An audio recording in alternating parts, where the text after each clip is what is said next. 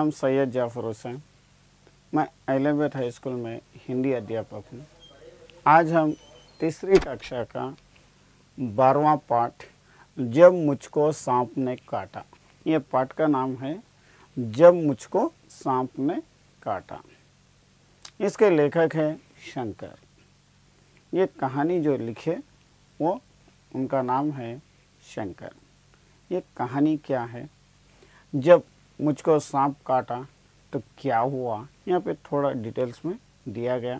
सांप काटने से क्या हुआ और क्या हलचल हुई और किस तरीके से उसको सांप का जो जहर है निकाला गया, यह यहाँ पे बताया गया। छोटे बच्चे जैसे कि नटखट रहते हैं वैसे बच्चों से कैसा है क्या है, यहाँ पे ये सब देखा गया। ये पाठ अपन देखेंगे। एक दिन मैंने अपने आहत में एक छोटा सा सांप रेंगते। एक दिन एक छोटा सा बच्चा अपने आंगन में आहते में एक छोटे से सांप रेंगता हुआ देखा। वो सांप रेंगते हुए जा रहा था। वो धीरे धीरे रेंग रहा था। वो सांप छोटा था इसलिए धीरे धीरे रेंग लेते हुए जा रहा था।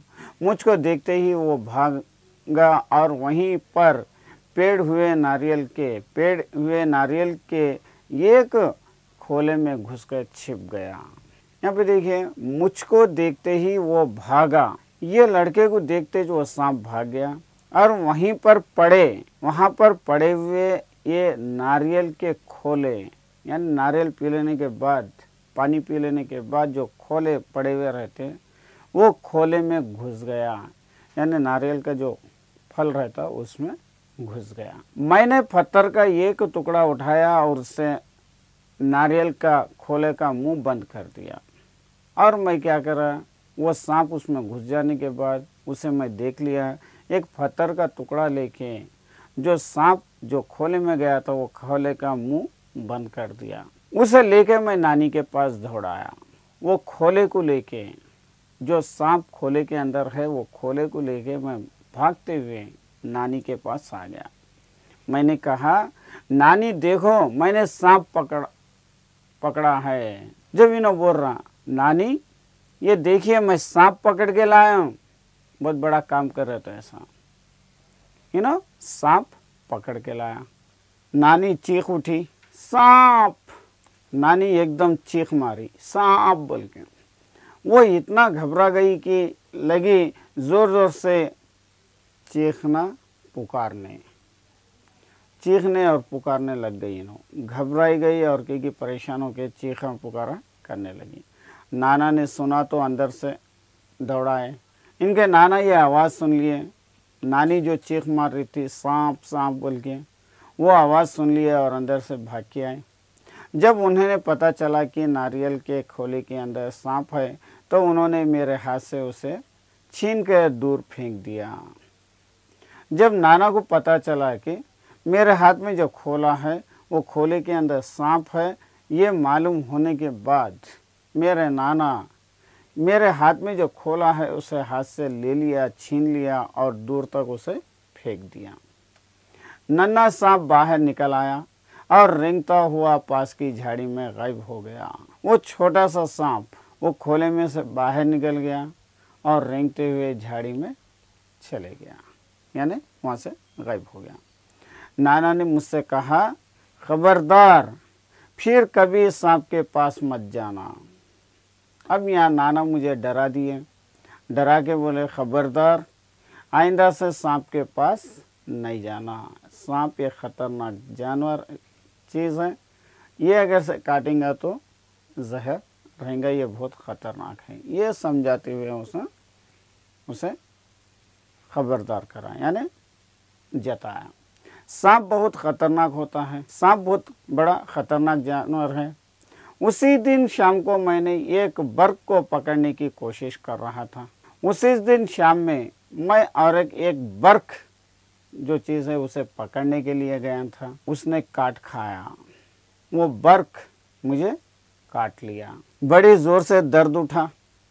वो बर्क काटने के बाद बड़ी ज़ोर से मुझे दर्द होने लगा। मुझे दर्द से कहराते देख कर नानी ने सोचा कि मुझे सांप ने काट लिया है। जो मेरा दर्द है वो दर्द देख के नानी सोच ली कि मेरे पोते को सांप काट लिया, ये बच्चे को सांप काट लिया बोल के उन्होंने सोच ली। मैंने दौड़ कर नानी को उंगली दिखाई। मैं भागते हुए जाके मेरी उंगली जो बर्क काटा वो उंगली मैं नानी के पास बताया। उन्होंने जल्दी से नाना को पुकारा। नानी क्या करी, फ़ौरन नाना को पुकारी।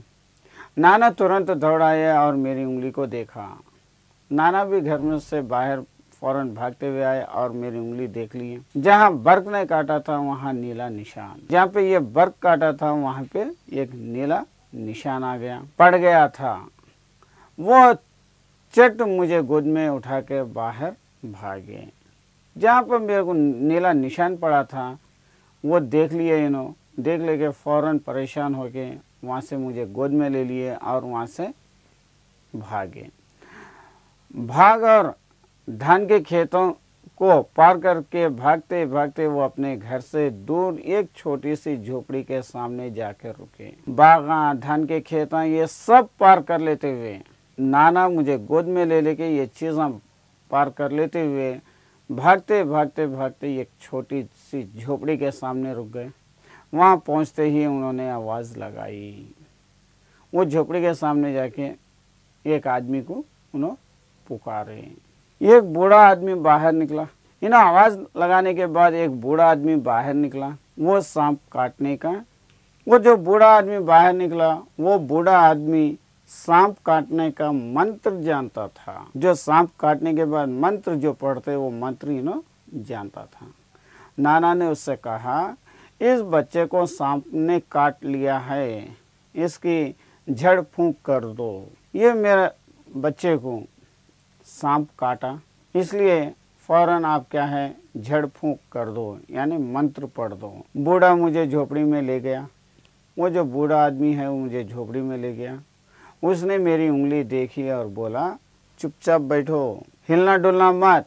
वो उंगली देखा और बोला कि चुपचाप बैठ जाओ, अगर से हिले ढूले तो मुश्किल, इसलिए हिलना डुलना मत, हिलना ही नहीं। फिर पीतल के बर्तन में पानी लाया और मेरे सामने बैठकर मंत्र पढ़ने लगा। और एक पीतल के बर्तन में पानी लाया और सामने बैठ के मंत्र पढ़ना शुरू करा। मैं चाहता तो बहुत था कि उस बूढ़े को बता दूं कि मुझे सांप ने नहीं बर्क ने काटा है। मैं वो बूढ़े आदमी को बता देना चाह रहा था कि मुझे सांप नहीं काटा, बर्क काटा है, बर ने काटा है, मुझे सांप नहीं काटा है बोलकर मैं बताना चाह रहा था। लेकिन यहाँ पे बूढ़ा मंत्र पढ़ने लगा और मुझे चुप बिठा दिया।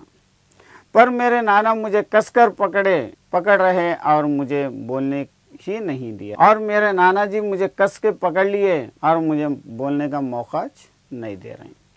जैसे ही मैंने कुछ कहने को मुंह खोलता वो डांट कर कहते चुप।